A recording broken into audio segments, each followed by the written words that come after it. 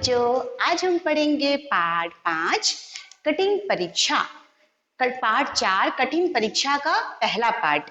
यानी कठिन परीक्षा में 2 पाठ है, जिसमें कि पांडवों से संबंधित है कि पांडव जब अपने वनवास की तरफ गए थे, 12 वर्ष का वनवास उन्हें मिला था और 1 वर्ष का अज्ञातवास। तो जब वो वनवास के दिनों में भटक रहे थे, तो उन्हें जब प्यास लगी थी, बहुत गला सूख रहा था, तो वो एक जगह पर रुक करके पानी पीने के लिए वहां पर एक तालाब था, वहां पे रुके।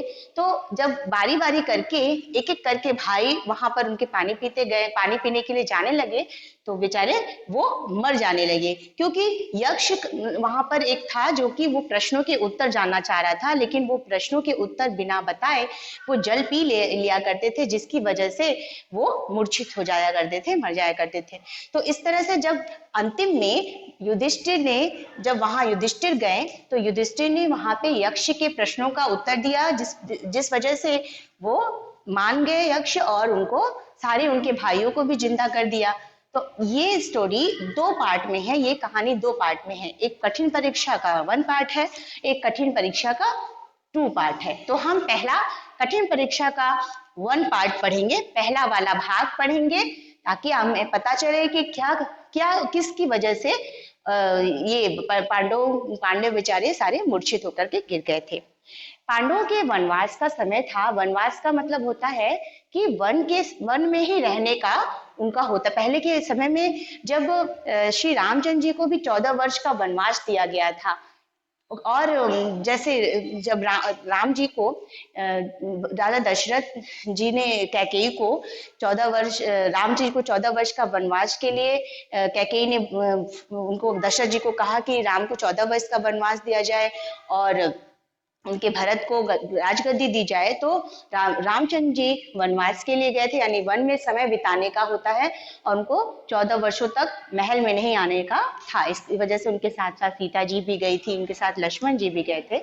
तो उन्होंने पूरे 14 साल वनवास की में बिताए, यानी कि वनों में घूमते घूमते बिताए। तो इस प्रकार से ये इसी में क्या हुआ था, ये किस समय का है ये प्रकरण?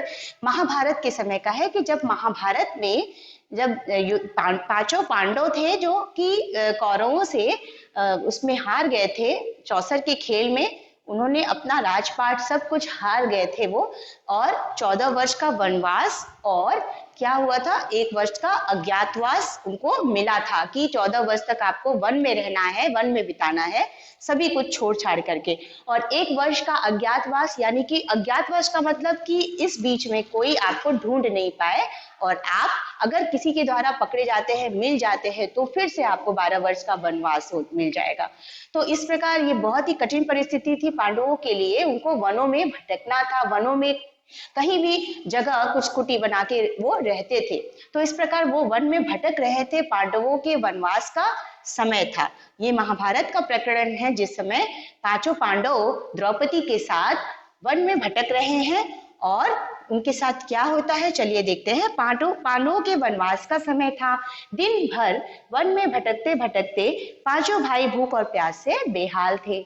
दिन रात वो वन में भटक रहे थे, और भूख से और पानी से की प्यास से परेशान हो रखे थे, परेशान थे, थके हारे वे एक स्थान में विश्राम करने हेतु बैठ गए। थक हार करके एक जगह पे बेचारे विश्राम यानी कि आराम करने के लिए बैठ गए। प्यास के कारण उनके कंठ जो थे, वो स्वर भी उनसे नहीं निकल पा रहा था, परंतु आसपास पाने का कोई चिन्ह ना था। उनको इतनी जोर की प्यास लगी थी कि उनका गला जो था, उससे गला, कंठ मतलब गला, उससे आवाज भी नहीं निकल पा रही थी, स्वर भी नहीं निकल पा रहा था। उनको बहुत ज्यादा प्यास लगी हुई थी, और पानी आसपास बिल्कुल दिखाई नहीं दे रहा था।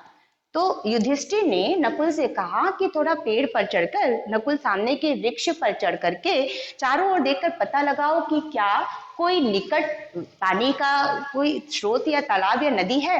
तो नकुल ने तुरंत आदेश का पालन किया और उस पे पेड़ पर वो चढ़ गए, और उनके चारों तरफ दृष्टि दौड़ाई, यानी कि चारों तरफ देखने लगे कि कहीं पानी का कहीं स्रोत मिल जाए। तो उन चारों ओर दृष्टि लगाई, बोला भैया थोड़ी ही दूरी पर क्या है, थोड़ी दूरी पर मुझे जल, पक्षी यानी कि पानी, पक्षी मतलब चिड़िया, ये सब दिखाई दे रहे हैं, और जल में उगने वाली वनस्पति तो भी दिखाई दे रही है। संभव है यहाँ पर पानी है, उपलब्ध है। ठीक है, युधिष्ठिर ने कहा, जाओ और जल के लेकर आओ। तालाब में स्वच्छ और साफ जल देख करके नकुल की खुशी का ठिकाना नहीं रहा कि उन्हें लगा कि अब तो पानी मिल गया है। वो बहुत ज्यादा खुश हो गए। वह स्वयं भी बहुत प्यासा था। उसने सोचा कि पहले स्वयं जल पी करके अपनी प्यास बुझाऊं, फिर अपने भाइयों के लिए वो लेकर के जाऊं। परंतु जैसे ही उन्होंने अपनी अंजलि, यानी कि ये जब हम पानी जल इसमें भरते हैं, अपने दोनों हाथों में, उसको अंजलि कहते हैं। जब अंजलि में उन्होंने पानी लिया, पीना चाहा, जल में डुबाए, तो उसे चेतावनी भरा स्वर सुनाई दिया। यानी कि चेतावनी का मतलब कि ठहर जाओ, ऐसा मतलब उनको चेतावनी दी गई कि रुक जाओ, पानी मत पियो अभी। और माद्री पुत्र, यह सरोवर मेरा है। नकुल एक माद्री पुत्र थे। पांडवों में नकुल जो थे और सहदेव वो माद्री के पुत्र थे, और युधिष्ठिर, भीम और अर्जुन कुंती के पुत्र थे। तो सरोवर के में जो सुनाई दी आवाज, उसने क्या बोला कि ठहर जाओ माद्री पुत्र, यह सरोवर मेरा है, यह तालाब मेरा है। पहले मेरे प्रश्न का उत्तर दो, फिर तुम पानी उसके पश्चात पी सकते हो, जल ग्रहण कर सकते हो। परंतु जब नकुल ने इस बात पर ध्यान तो नहीं दिया और जल पी लिया। फिर जल ग्रहण करते ही वो मूर्छित हो गए, यानी कि बेहोश हो गए, भूमि पर गिर पड़े। युधिष्ठिर नकुल की प्रतीक्षा कर रहे थे। प्रतीक्षा में बहुत देर हो जाने से उन्होंने सहदेव को नकुल को ढूंढने के लिए भेजा, नकुल के लिए भेजा कि जाओ पता लगाओ नकुल का कि वो कहाँ पर है। सहदेव ने भी उस सरोवर के पास जाकर पहुंचे। जब सहदेव, तो उन्होंने मूर्छित पड़े हुए अपने भाई को देखा, परंतु वे क्या हुए, तीव्र प्यास के कारण उसकी मूर्छा का पता नहीं लगा पाए। पहले उन्होंने कहा कि चलो पहले जल पी लेता हूँ, जल ग्रहण करना ही उन्होंने उचित समझा कि चलो पहले जल ग्रहण कर लेते हैं, उसके बाद से देखते हैं कि इनकी मूर्छा का कारण क्या, यानी इनकी बेहोश होने का कारण क्या है। उसने जल पीने हेतु सरोवर में जैसे ही अंजलि डुबाई, यानी फिर से उन्होंने भी जब हाथ में जल लेना चाहा, तो एक चेतावनी पूर्व की तरह चेतावनी भरा स्वर पूरे वातावरण में गूंज उठा, यानी कि उनको अलर्ट कर रहा है कि आप पानी मत पियो, पहले मेरे प्रश्नों का उत्तर दो। लेकिन प्यास के वशीभूत हो करके सहदेव भी उस पर ध्यान दिए बिना ही पानी पी लिए, जल ग्रहण कर लिए, और तत्काल ही मूर्छित होकर के, तुरंत ही मूर्छित होकर के, बेहोश होकर के भूमि पर गिर पड़े। यानी कि तुरंत ही वो बेहोश हो गए और जमीन पर वे गिर पड़े। भाइयों की चिंता और प्यास के मारे युधिष्ठिर ने क्रमशः भेजे, किनको किनको भेजा उस सरोवर के पास, भीम को, अर्जुन को, लेकिन उनका भी यही हाल हुआ, क्योंकि वो भी बिना प्रश्नों के उत्तर दिए बिना ही पानी पीते गए। तो इस प्रकार से युधिष्ठिर जो थे वो बहुत परेशान हो गए। भाइयों की चिंता और प्यास से व्याकुल युधिष्ठिर फिर क्या हुआ, प्रतीक्षारत थे, इंतजार कर रहे थे कि वो कब मेरे भाई आए, पानी लेके आए। वो भी बहुत परेशान थे, प्यास से परेशान थे, व्याकुल थे। क्या वे किसी सांप के शिकार हो गए हैं? शाप यानी कि उनको लगा कि उनके भाइयों को कोई शाप दे दिया है। क्या वे शाप के शिकार हो गए हैं क्या वे अभी जंगल में खोज रहे हैं, भटक के पानी की तलाश में भटक रहे हैं? क्या वे मूर्छित हो गए, बेहोश हो गए हैं? इस प्रकार की उनके मन में बहुत चीजें आ रही थी। क्या वे मर गए? मन मस्तिष्क में बहुत सारी विचार आ रहे थे। उन विचारों में वो सहन न करने के कारण तीव्र प्यास के भी से व्याकुल होकर युधिष्ठिर क्या हुए, प्रतीक्षा छोड़ करके खड़े हो गए। उनका इंतजार करना छोड़ करके वे खड़े हो गए। फिर क्या करने लगे, भाइयों और तालाब के पानी की खोज में वो चल पड़े। खुद ही वो चल पड़े कि देखते हैं कि हमारे भाई कहाँ चले गए, जो कि वो उनको बहुत देर से प्रतीक्षा कर रहे थे। युधिष्ठिर जंगली पशुओं से भरपूर मार्ग होते हुए एक हरे भरे मैदान में वे जा पहुंचे, जो एक स्वच्छ और सुंदर तालाब वहां पर चारों ओर, सरोवर के चारों ओर था। सुंदर तालाब के चारों ओर क्या क्या था, बहुत ही हरा भरा मैदान था। परंतु जैसे ही उनकी दृष्टि अपने भाइयों पर पड़ी, मूर्छित हुए भाइयों पर, वे दुख को रोक नहीं पाए और वो बिलक बिलक कर, यानी चिल्ला चिल्ला के, बिलक बिलक कर रोने लगे। जब उन्होंने देखा कि उनके भाई बेहोश पड़े हुए हैं, तो वो बहुत दुखी हो गए और तुरंत बहुत ज्यादा रोने लग गए। उन्होंने भीम और अर्जुन के चेहरों को स्पर्श किया जो बिल्कुल स्थिर और शांत पड़े थे। स्पर्श मतलब टच करा, छुआ, देखा तो उनका चेहरा शांत पड़ा हुआ था, बिल्कुल ही स्थिर था, रुका हुआ था। तो जो विलाप करते हुए युधिष्ठिर बोले कि क्या हमारी प्रतिज्ञाओं का यही अंत हो रहा था। युधिष्ठिर रो करके विलाप करके ये कहने लगे कि हमारी प्रतिज्ञा क्या, उनकी प्रतिज्ञा, युधिष्ठिर की प्रतिज्ञा क्या थी। युधिष्ठिर की प्रतिज्ञा थी कि उन्हें अब किसी भी हालत में ये वनवास को पूरा करके, अज्ञातवास को पूरा करके उनको अपने राज्यों को वापस लौटना है, अपने राज्यों को वापस लेना है। लेकिन उन्होंने ये कहा कि क्या हमारी प्रतिज्ञाओं का यही अंत होना था। ठीक समय, उस समय जबकि हमारे वनवास का समय समाप्त होने वाला है, तुम लोग मुझे छोड़कर चले गए। मेरे दुर्भाग्य के सामने देवताओं के ने भी साथ छोड़ दिया। मतलब कि उनके दो चारों भाई उनको छोड़कर चले गए थे, तो वो बहुत दुखी होकर के रोने लगे और ये कहने लगे कि क्या हमारी प्रतिज्ञाओं का यही अंत होना था। तो वे बहुत दुखी हुए और रो करके कहने लगे कि देवताओं ने भी इस मुसीबत के समय में हमारा साथ छोड़ दिया है। जैसे ही उन्होंने अपने भाइयों को देखा कि जो कि निर्जीव पड़े हुए थे, यानी कि जो मरे हुए से पड़े हुए थे, वो तो उन्हें दुख के साथ आश्चर्य भी हुआ। उनको दुख के साथ आश्चर्य इसलिए हुआ कि उनको ऐसा लगा कि ऐसा कौन है जो हमारे इतनी शक्तिशाली भाइयों को मार सकता है, कौन होगा उन्हें मार सकता है। तब वह स्वयं भी पहले प्यास से व्याकुल थे, इस वजह से उन्होंने पहले सोचा कि पहले प्यास बुझा ले, पानी पी लेते हैं, पानी पीने के बाद मैं पानी पी लेते हैं, प्यास से व्याकुल होकर किनारे बैठ के। तो वे जल ग्रहण करने के लिए यानी पानी पीने के लिए जैसे ही उन्होंने अपनी अंजलि डुबाई, यानी कि उन्होंने अपना हाथ हाथ में पानी उठाया, अंजलि को में पानी भरा, तब उन्हें भी वो स्वर सुनाई दिया कि ठहरो, पहले मेरे प्रश्नों का उत्तर दो, उसके बाद तुम जल ग्रहण कर सकते हो। तो वही आकृति विहीन यानी कि बिना आकृति का और चेतावनी भरा स्वर, यानी कि उनको चेतावनी देता हुआ कि उनको स्टॉप किया, ठहरने के लिए कहा, रुकने के लिए। तुम्हारे भाई इसलिए मर गए हैं क्योंकि उन्होंने मेरे जो बात मैंने बोला, मेरे शब्दों पर उन्होंने कोई ध्यान नहीं दिया और मेरे कहने पर भी उसके बावजूद उन्होंने पानी पी लिया। यह तालाब मेरा है। उन्होंने मेरे प्रश्नों के उत्तर देने बिना ही जल पीने की कोशिश की थी। तब भी तुम भी उनका अनुसरण मत करो। इसका मतलब कि तुम भी उन्हीं की तरह मत करो कि बिना जल पीने के पहले बिना प्रश्नों के उत्तर दिए तुम जल ग्रहण कर रहे हो। तो इस प्रकार युधिष्ठिर को उन्होंने रोक दिया जल पीने के लिए। उन्होंने पहले कहा कि आप जैसे आपके भाइयों ने किया उस तरह आप मत करिए, पहले आप भी मेरे प्रश्नों का उत्तर दीजिए, उसके बाद से जल ग्रहण करिए। तो पहले प्रश्नों का उत्तर दो, फिर तुम अपनी प्यास बुझा सकते हो। इस प्रकार यक्ष ने युधिष्ठिर को रोक दिया।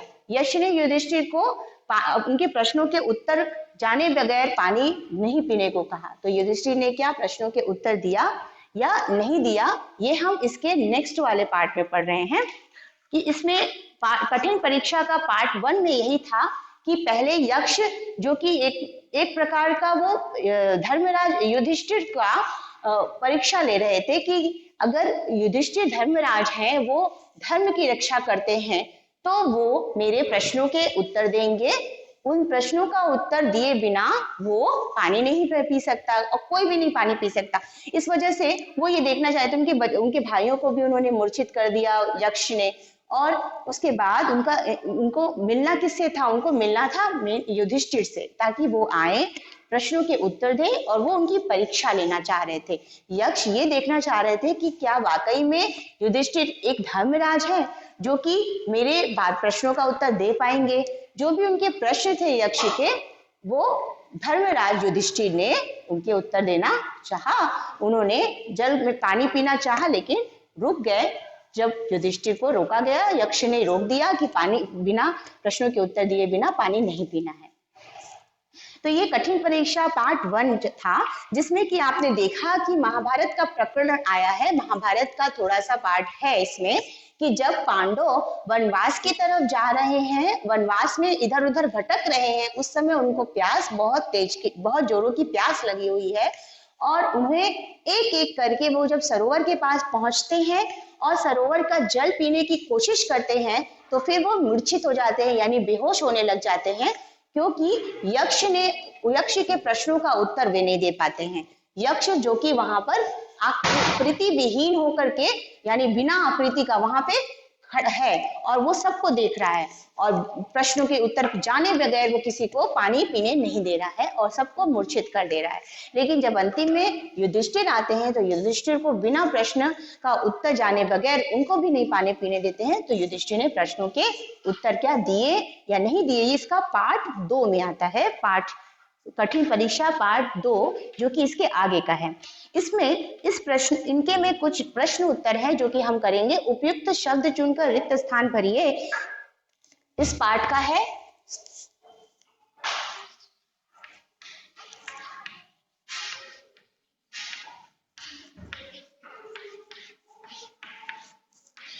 इसमें पहला उपयुक्त शब्द चुनकर रिक्त स्थान भरना है।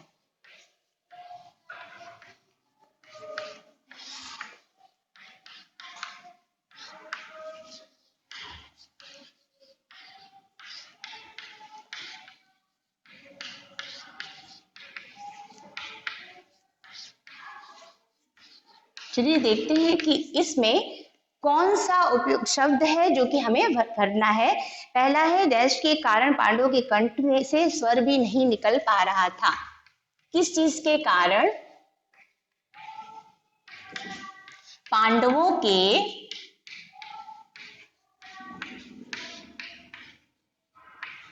कंठ से स्वर भी निकल नहीं पा रहा था।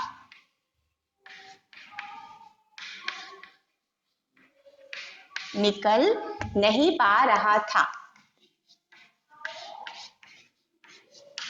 तो देखते हैं इसमें क्या ऑप्शन है। एक पहला है कि कंठ, और सॉरी पहला ऑप्शन है थकावट, दूसरा ऑप्शन है प्यास। थकावट के कारण नहीं आ पा रहा था या प्यास के कारण, गले से आवाज नहीं निकल पा रही थी। तो प्यास के कारण, क्योंकि उनको बहुत ज्यादा प्यास लगी हुई थी। चलिए अब दूसरा है जो रिक्त स्थान में है कि युधिष्ठिर नकुल की क्या कर रहे थे, प्रतीक्षा या सेवा। तो दूसरा देखते हैं, युधिष्ठिर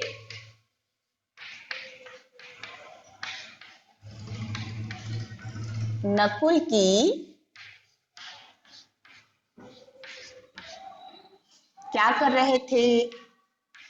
तो युधिष्ठिर नकुल की प्रतीक्षा कर रहे थे या फिर सेवा। तो उत्तर क्या होगा बीच में रिक्त स्थान में कि युधिष्ठिर नकुल की प्रतीक्षा कर रहे थे, यानी कि उनका इंतजार कर रहे थे कि कब नकुल आएंगे और पानी ले आएंगे, क्योंकि उनके गले सूख रहे थे पानी के बिना। तीसरा, पांडवों के डैश का समय था, किस चीज का समय था, विश्राम या वनवास। पांडवों के डैश यानी का समय था, किस चीज का समय था पांडवों के। तो यहां है विश्राम, दूसरा है वनवास।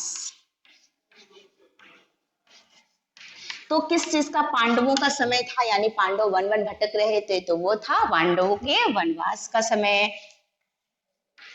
पांडवों के वनवास का समय था, वन में रहने का समय था।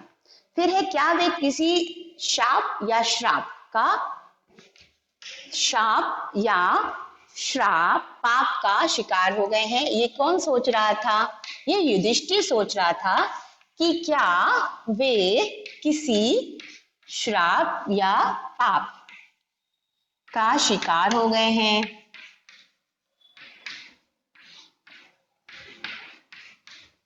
तो इसमें क्या आएगा, युधिष्ठिर ये सोच रहे थे कि क्या वे किसी शाप के शिकार हो गए, शाप का शिकार हो गए हैं। अब अगला है कि क्या हमारी डैश का यही अंत होना था, तो आशाओं या प्रतिज्ञाओं।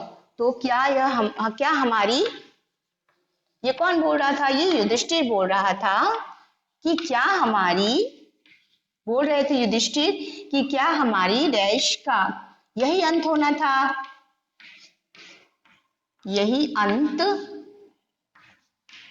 होना था। तो क्या हमारी प्रतिज्ञाओं, या दूसरा है,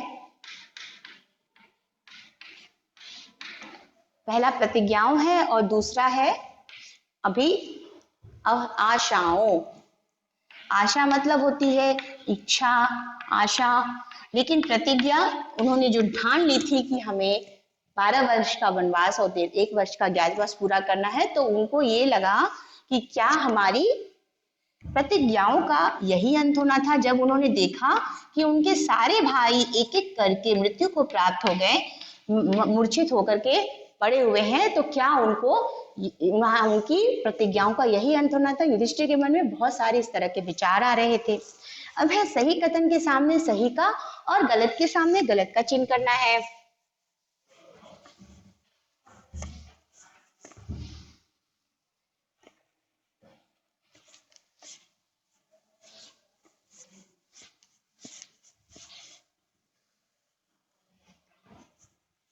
चलिए देखते हैं कि सही कथन के सामने सही का और गलत के सामने गलत के चिन्ह में क्या करना है।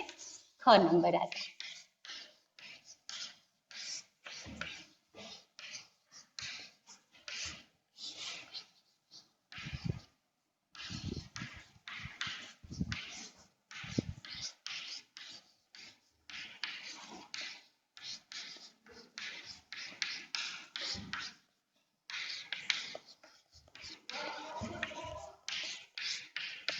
इसका चिन्ह लगाना है हमें।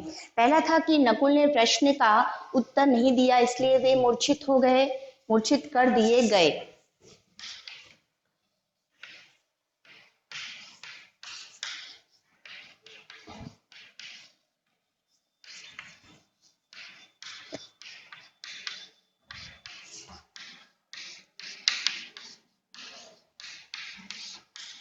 नहीं दिया इसलिए वे मूर्छित यानी कि बेहोश कर दिए गए। तो ये सही है या गलत?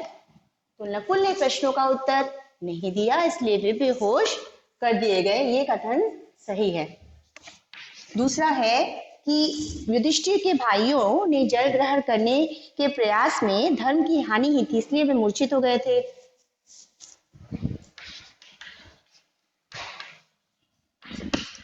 युधिष्ठिर के भाइयों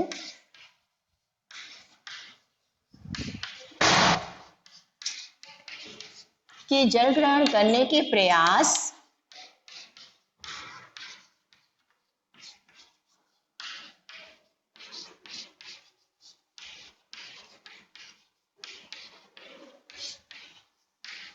में धर्म की हानि ही थी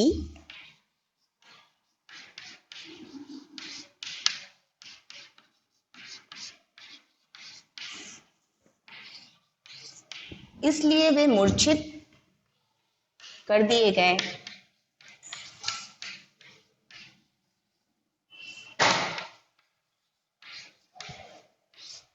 इसलिए वे मूर्छित कर दिए गए, मूर्छित हो गए थे। तो ये क्या सही है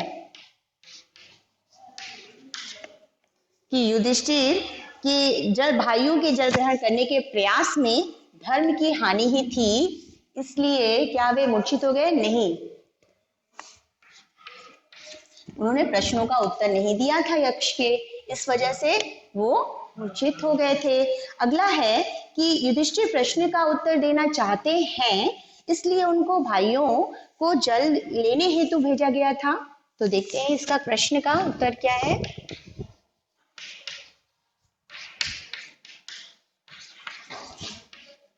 क्या था कि युधिष्ठिर प्रश्न का उत्तर देना चाहते थे इसलिए उन्होंने भाइयों को जल लेने हेतु भेजा।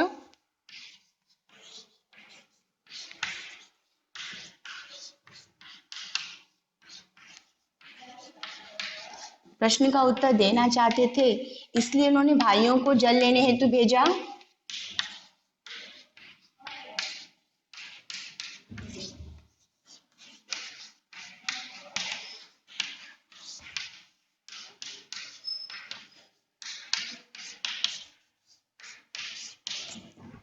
भाइयों को जल लेने हेतु भेजा।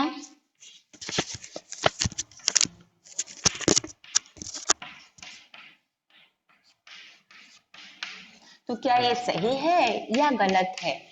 तो ये गलत है, क्योंकि युधिष्ठिर को तो पता ही नहीं था कि वहां पे कोई यक्ष है जो प्रश्नों के उत्तर देगा, इसलिए उनको पता नहीं था और उन्होंने अनजाने में ही भाइयों को जल लेने के लिए भेजा।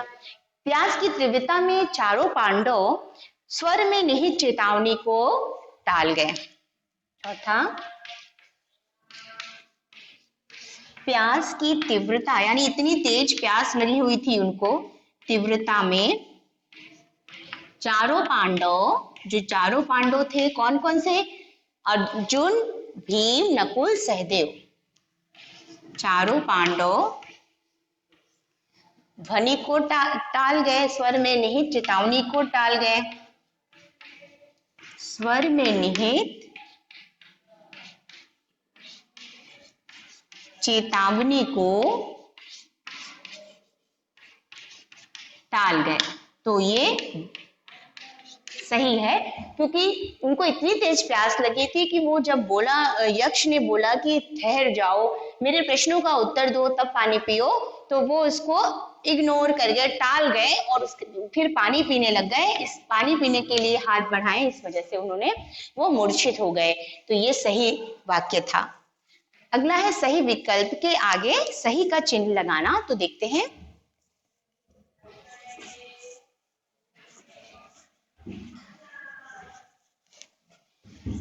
सही विकल्प के आगे सही का चिन्ह लगाओ।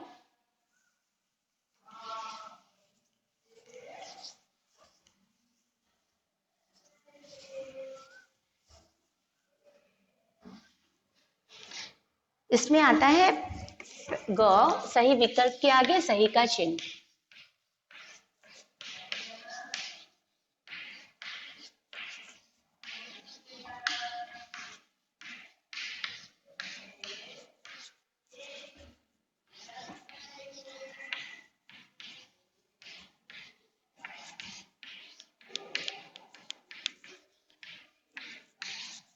चलिए, इसका पहला प्रश्न क्या है कि पांडव जंगल में क्यों भटक रहे थे?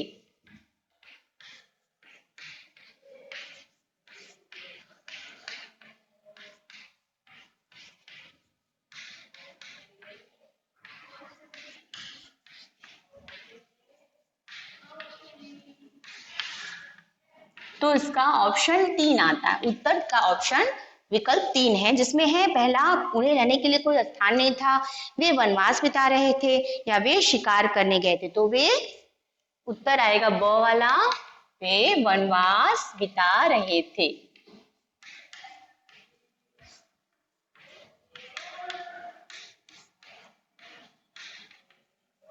अगला प्रश्न है कि नकुल ने सामने के ऊंचे वृक्ष पर चढ़ करके क्या देखा?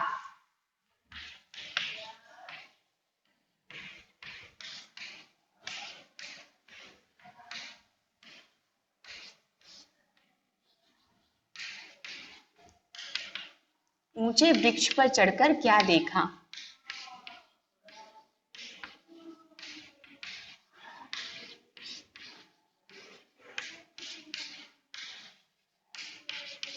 तो नकुल ने क्या देखा वृक्ष पे चढ़ करके?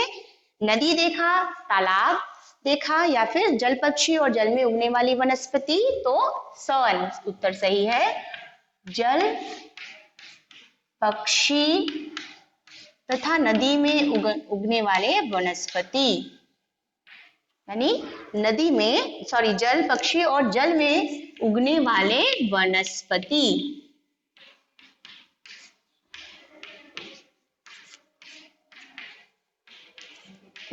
पेड़ पौधे जो जल में उगते हैं वो नकुल ने ऊपर से देखा। तो ये वाला ऑप्शन सही था। अब अगला आता है कि रुक जाओ माद्रीपुत्र, यह सरोवर मेरा है। माद्रीपुत्र किसके लिए कहा गया है? चलिए देखते हैं।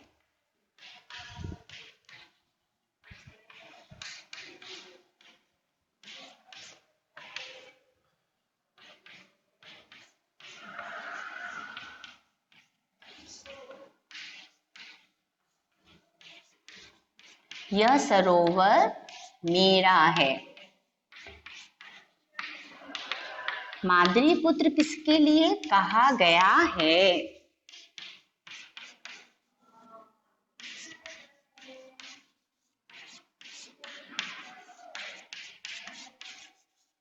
तो माद्रीपुत्र कहा गया है नकुल के लिए, क्योंकि नकुल और सहदेव दोनों माद्री के पुत्र थे पांडवों में, और भीम, युधिष्ठिर और अर्जुन तीनों कुंती के पुत्र थे, जिसमें कि माद्री पुत्र बोला गया है नकुल को, क्योंकि वो नकुल क्या कर रहे थे? पानी बिना यक्ष के प्रश्नों का उत्तर दिए बिना पी रहे थे। पहला युधिष्ठिर के लिए कहा गया है, भीम के लिए या नकुल के लिए? तो 100 उत्तर आएगा नकुल के लिए कहा गया है माद्री पुत्र। नकुल के लिए, नकुल को कहा गया है कि रुक जाओ माद्री पुत्र, यह सरोवर मेरा है। तो यहाँ पर जो सही आंसर है मैं उसके सामने सही का निशान लगा रही हूँ। माद्री पुत्र नकुल के लिए कहा गया है इस कथन में। अगला है भाइयों को मूर्छित देखकर युधिष्ठिर की क्या दशा हुई? भाइयों को मूर्छित देखकर युधिष्ठिर की क्या दशा हुई?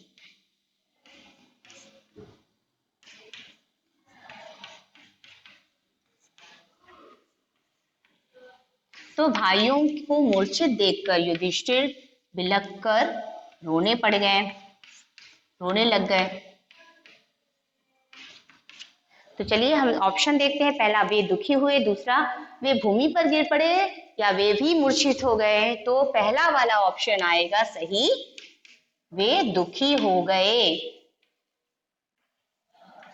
वे दुखी हो गए। युधिष्ठिर अपने भाइयों को मूर्छित देख करके दुखी हो गए। तो ये था सही विकल्प के आगे सही का चिन्ह, जो कि हमने इसमें किया हमारे पाठ 4 पांडव कठिन परीक्षा में। ये था पांडवों का वनवास का समय, जिसमें हमने पूरा उनके बारे में देखा कि जो यक्ष था उनके प्रश्नों के उत्तर दिए बिना चारों भाई पानी पीने लग गए, जिसकी वजह से वो मूर्छित हो गए। लेकिन युधिष्ठिर ने आकर के उनके प्रश्नों का उत्तर दिया और फिर अपने सारे भाइयों को जीवित कर लिया।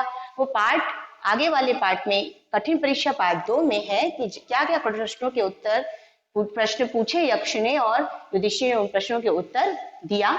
ये आपको अगले भाग में दिखेगा। लेकिन अभी इसमें प्रश्नों के उत्तर जो कि ग वाला पार्ट है वो हम करेंगे।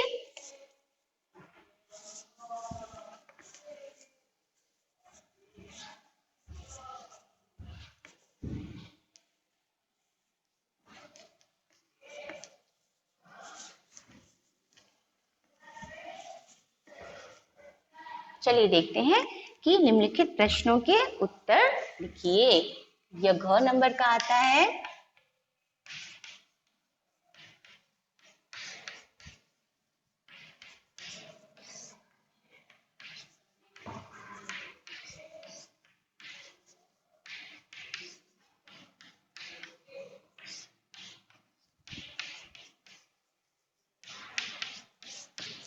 इसमें पहला प्रश्न आता है, ये है कि पांचों पांडव वन में क्या कर रहे थे?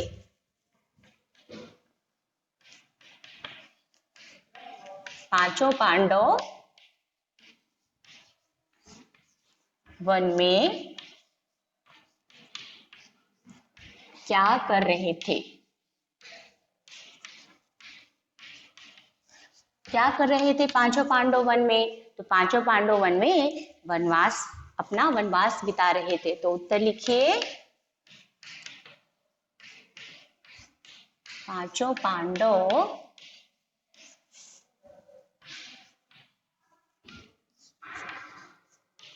वन में वनवास का समय बिता रहे थे।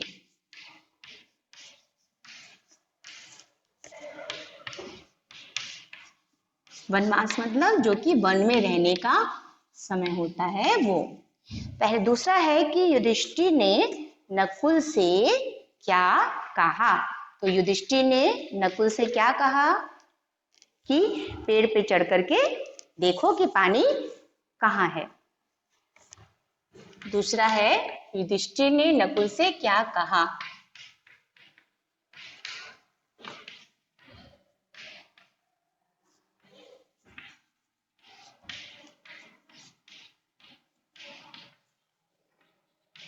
तो इसका उत्तर क्या आएगा। युधिष्ठिर ने नकुल से पानी देखने के लिए कहा कि पानी का स्रोत कहाँ है। तो ये कहा कि सामने के वृक्ष पे चढ़कर युधिष्ठिर ने कहा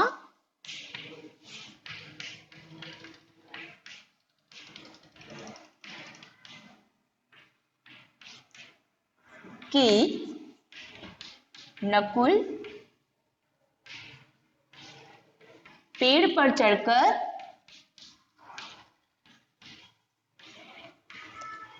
चढ़कर पानी के स्रोत के बारे में पता लगाओ।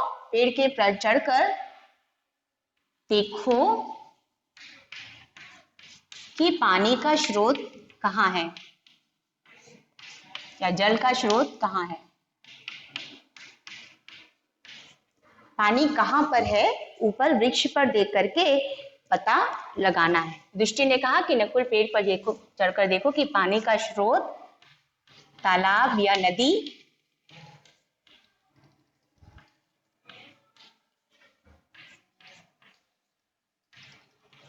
कहाँ है। तो उन्होंने नकुल को पेड़ पे चढ़कर पानी देखने के लिए कहा कि किधर पानी का है स्रोत वो देखना है। फिर अगला प्रश्न है कि नकुल ने किस प्रकार थोड़ी दूरी पर जल होने का अनुमान लगाया।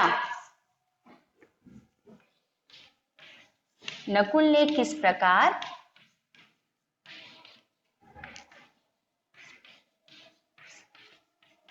थोड़ी दूरी पर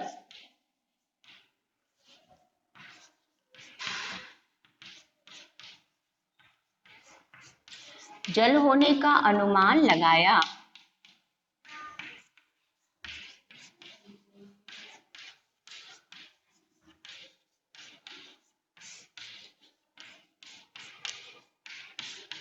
तो नकुल ने कैसे अनुमान लगाया कि थोड़ी दूरी पे जल है। तो नकुल ने थोड़ी दूरी पर जल में उगने वाली वनस्पति जल पक्षी देखने के बाद अनुमान लगाया। नकुल ने पेड़ पर चढ़कर जल पक्षी तथा जल में उगने वाली वनस्पति देखकर जल में उगने वाली वनस्पति देखकर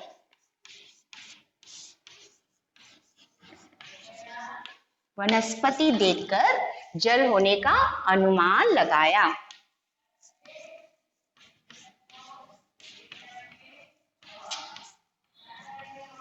जल होने का अनुमान लगाया।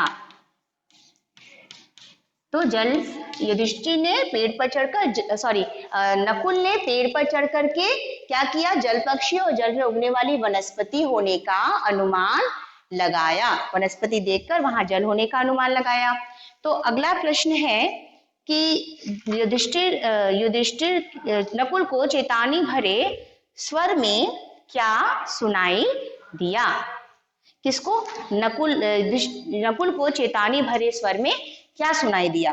तो चलिए देखते हैं ये प्रश्न का उत्तर हम कहाँ लिखेंगे। ऊपर लिखते हैं चेतावनी भरे स्वर में क्या सुनाई दिया। नकुल को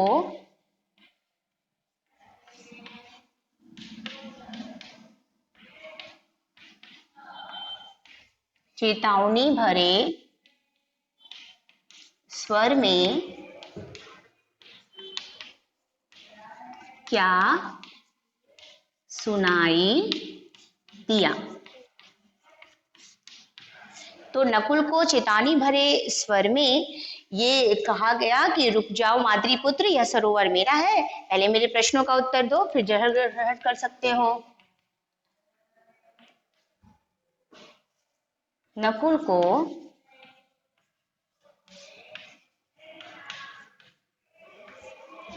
को चेतावनी भरे स्वर में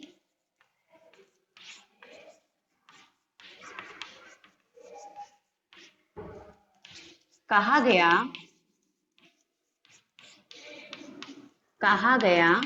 कि ठहर जाओ माद्री पुत्र, कि यहां से ठहर जाओ माद्री पुत्र,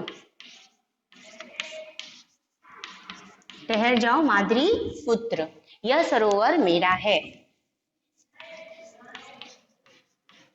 यह सरोवर मेरा है। ठहर जाओ माद्री पुत्र, यह सरोवर मेरा है। मेरे प्रश्नों का उत्तर दिए बिना तुम जल ग्रहण नहीं कर सकते। ये मैं थोड़ा ऊपर लिख रही हूं उसका पार्ट जो नीचे का है। ठहर जाओ माद्री पुत्र, यह सरोवर मेरा है। उसके आगे ऊपर लिखना है मेरे प्रश्नों के उत्तर दिए बिना, मेरे प्रश्नों के उत्तर दिए बिना तुम ये जल ग्रहण नहीं कर सकते।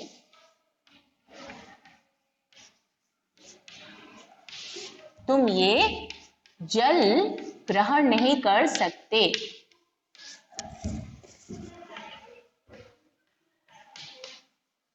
तो ये नकुल को चेतावनी भरे स्वर में बोला गया कि ठहर जाओ माद्री पुत्र, ये सरोवर मेरा है और मेरे प्रश्नों का उत्तर दिए बिना तुम जल ग्रहण नहीं कर सकते। तो ये था नकुल के लिए, जो नकुल को बोला गया था। फिर युधिष्ठिर के अन्य भाइयों के साथ क्या घटना घटी, मैं इसके बाद में लिख रही हूं यहां पर।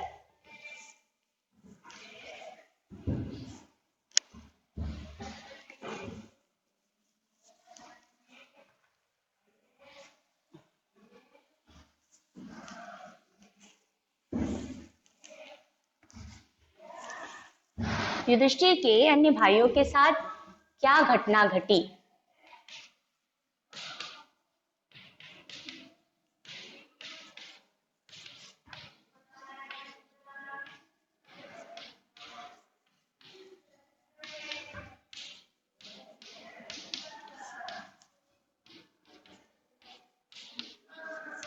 क्या घटना घटी। तो युधिष्ठिर के जो अन्य भाई थे वो भी एक एक करके मूर्छित होते गए।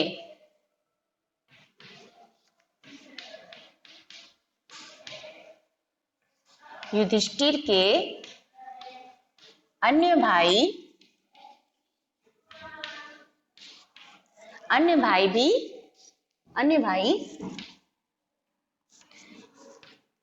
प्रश्नों के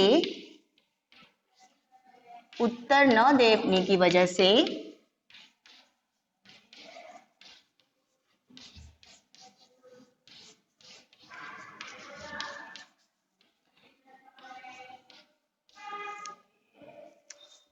एक एक करके मूर्छित हो गए।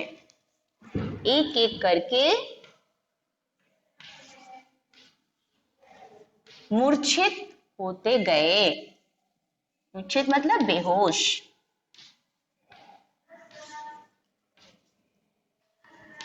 एक एक करके मूर्छित होते गए। युधिष्ठिर के जो अन्य भाई थे उन्होंने प्रश्नों के उत्तर न दे पाने की वजह से वो एक एक करके मूर्छित होते गए। भाइयों के लिए चिंतित युधिष्ठिर किस प्रकार प्रतीक्षारत थे और क्या तथा क्या सोचते रहे थे।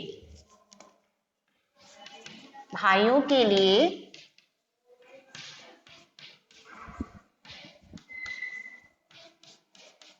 चिंतित युधिष्ठिर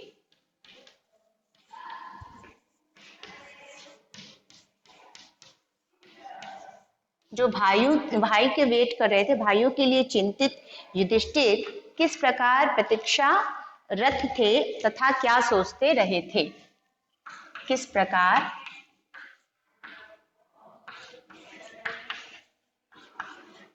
प्रतीक्षारत थे, प्रतीक्षा रथ यानी कि इंतजार कर रहे थे, प्रतीक्षारत थे और क्या सोचते थे?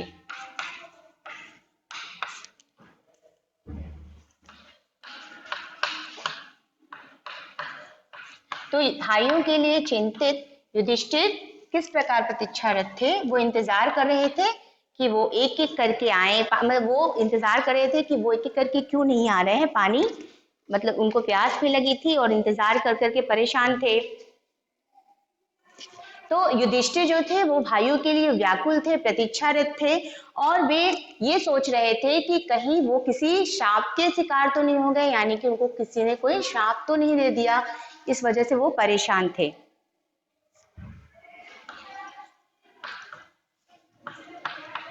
युधिष्ठिर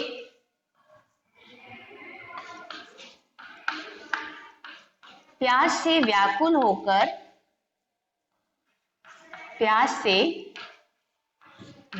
होकर भाइयों के लिए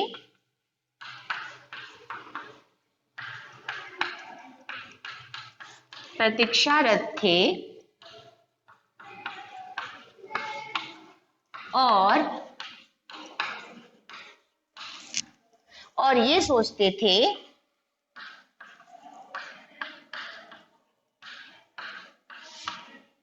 कि कहीं वो किसी शाप का शिकार तो नहीं हो गए, कहीं वो किसी शाप का शिकार तो नहीं हो गए।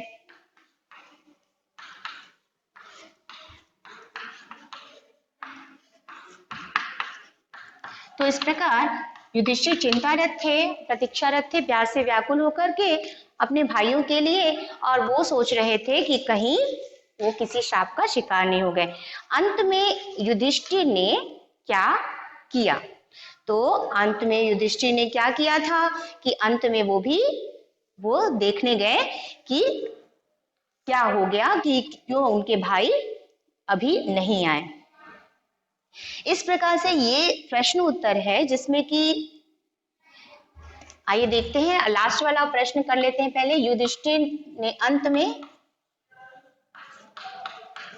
में युधिष्ठिर ने क्या किया? प्रश्न ये है, अंत में युधिष्ठिर ने क्या किया?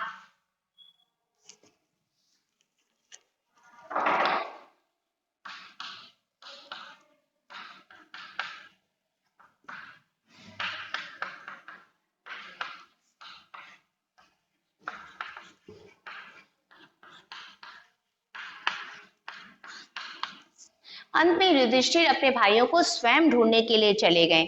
ठीक है, अंत में क्या हुआ? वो परेशान तो थे, तो उनकी प्रतीक्षा छोड़ करके भाइयों को ढूंढने के लिए वे अंत में चले गए।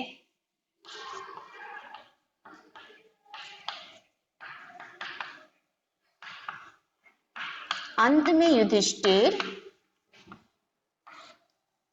प्रतीक्षा छोड़कर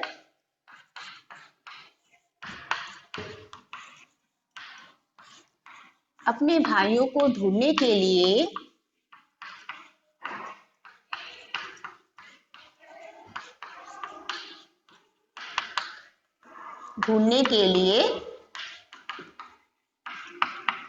तालाब की तरफ चले गए या तालाब की ओर चले गए।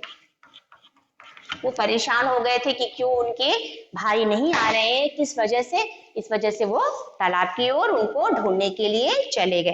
तो ये था प्रश्नों के उत्तर इस पाठ का, जिसमें हमने कठिन परीक्षा पार्ट 1 कठिन परीक्षा का भाग 1 किया, जिसमें कि युधिष्ठिर और उनके भाई पांचों पांडव जो थे वो वन के समय घूम रहे थे, जिसमें प्यास लगी और उन्होंने जल की तलाश में वो उस सरोवर तक पहुंच गए जहां पर कि यक्ष ने वहां उनको बेहोश कर दिया था, क्योंकि उन्होंने प्रश्नों के उत्तर नहीं दिए थे।